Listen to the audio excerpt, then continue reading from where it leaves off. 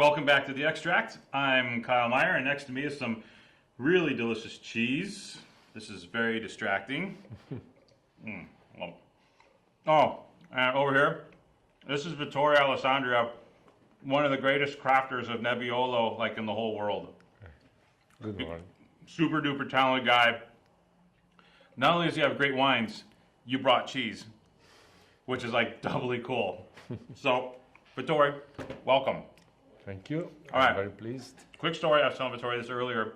A couple of years ago, I got invited to this big tasting of all the best, chewing.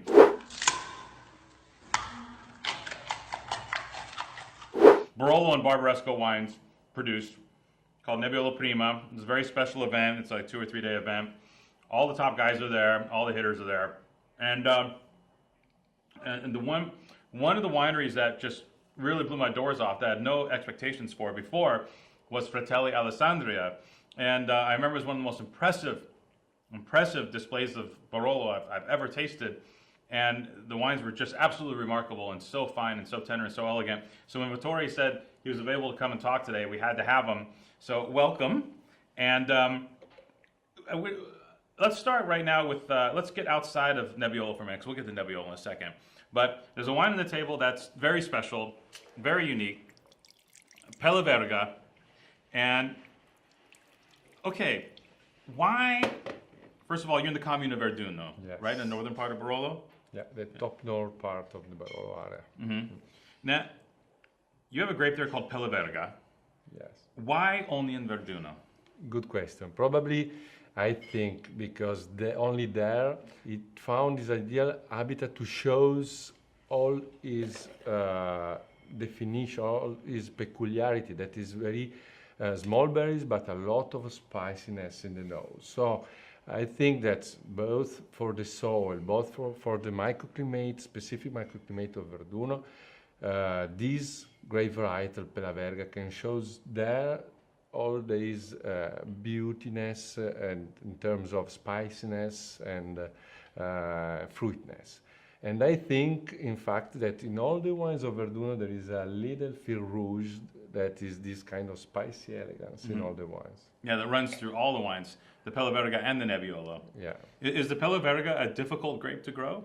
Or is it Not anything so special, difficult. unique about it, but just this little pocket in Verduno is where the magic happens? Yeah, it's not difficult, but you have to manage. Is a bit productive, so you have to keep to make a little bit of green harvests and to have a good ripeness till the end. Yeah. The spiciness is amazing because it says Speziale on the label, and you think that's like special, right? But in fact, it refers to the spiciness. One of the reasons of that name is special. It's because Speziale remembers special, and the other because Speziale remembers spezie, so spicy. And we started to produce it with this name in 2011 because in that period started a lot of producers to identify or started to produce also like bubbles wines or pink wines or everything. And so we said, we already have a pink wines, we have already a rosé wine, is Pelaverga, and we need to give it more attention, more importance, call it by name, call it with this name, Speziale. And this grape variety can only be labeled as Pelaverga in this particular section, just in Verduno, just in your commune. Yes. This historically, since 1800, it was only there cultivated, and but till the 70s, 1970s, it risked to disappear at all, also in Verduno, because only few rows of these grape varietals remained, and they were blended with other wines, and so there was not a specific identified wine. But only with the appellation in '95, this wine rebirthed, and now it lives in a very beautiful healthiness. I'm glad it was reborn. This stuff's delicious. It really is delicious wine. Kind of like Verduno's Dolcetto, huh? But I'd say potentially even more interesting in a lot of vintages, just because that spice component. The wine almost tastes infused. Yeah. You know what I mean? It's really cool. Stuff's awesome. Barolo. Okay, now this is just regular Barolo, but it's not regular Barolo, right? We call it like classic. Classico. Barolo. Normale is like a bad term, right? It's like, oh, this is Normale. Really? Normale is... Okay. So this is the Classico, right? And now, when you talk about Classico, you talk about traditionally how the vineyards are sourced for this wine, right? Till the 60s, 70s, all the Barolo were like this, blend of different vineyards. Only starting from that period, some producer keep the best parcels separately. But in this way, in this classic version, you can have different expressions from different areas, from different microclimates, and so it's also that is a very interesting way to make a Barolo. In this case, we have 5 vineyards from Verduno, 1 from Monforte d'Alba, the younger part of Gramolere. And the first time we have been awarded with this wine was in 1903. 1903.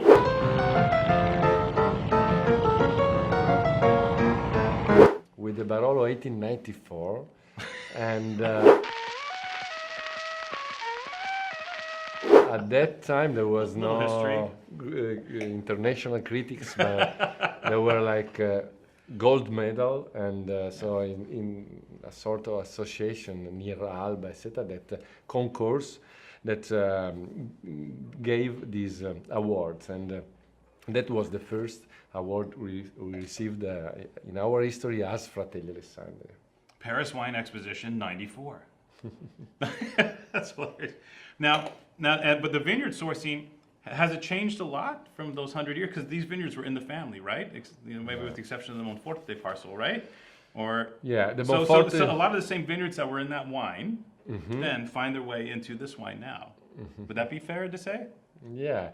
We increased little by little in the last 30 years. So from I don't know, from like 5-6 hectares, now we are 15, but in 60-70 years.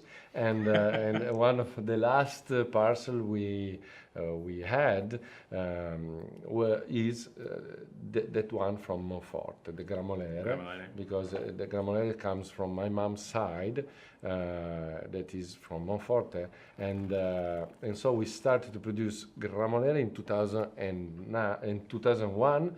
The single vineyard, but then we also planted another hectare there, and so till is like 18 years old usually.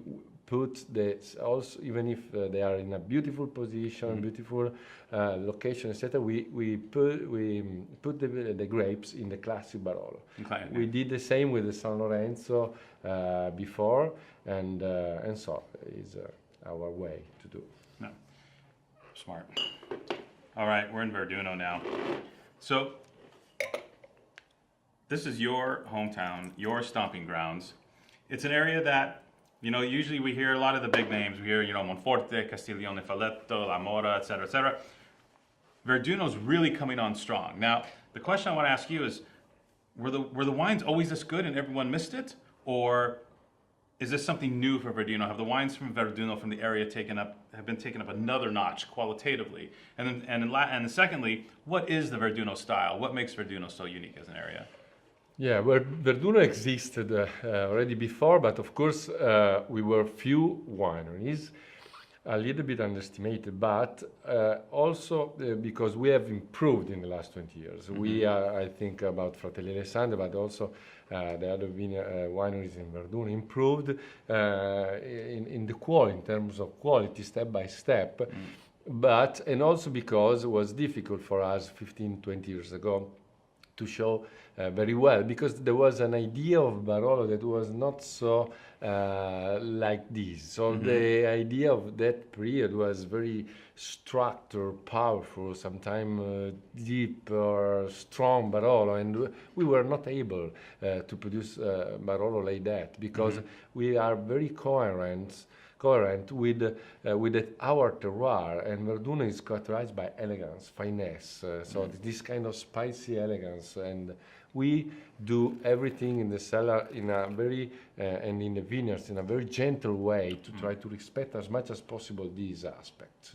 Yeah, it's no new oak. It's very traditional vinification in the cellar to let the terroir express itself. Exactly, and we do the same things for all the crews of Barolo. And just to say that the differences of the three bottles, of the different bottles, are not due to Fratelli Alessandria, but are due to the terroir, to the single vineyards, to the exposure, soil, microclimate, rain, a little bit of differences sometimes, but is enough for Nebbiolo, that maybe is one of the most sensitive grape varieties in the world to terroir. To terroir, absolutely. The spice character seems to run through both of these, and that's the Verduno thing talking, right? That's Verduno going because it really is evident. This, and a lot of consumers, wine lovers, always say to us that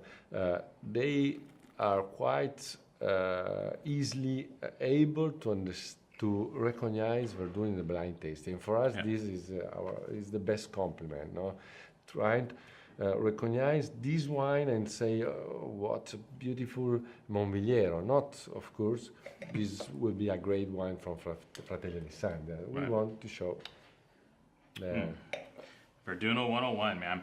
This is and by the way, Monviglieros, it really is one of the great vineyards in Barolo. To me, indisputably Grand Cru in quality. You know, if you're going to put, you know, whether Canubi or Vilero or some of these other sites in there, Monvigliero needs the same run as those special vineyards. Just an absolutely fantastic wine from an absolutely fantastic site. You want terroir? You got it. Vittore, grazie mille. My pleasure. Thank you for coming. This is a fantastic interview today. Check these wines out. They're really spectacular. Thank you for coming so much. It was awesome. My big pleasure. All right, cheers. Ciao.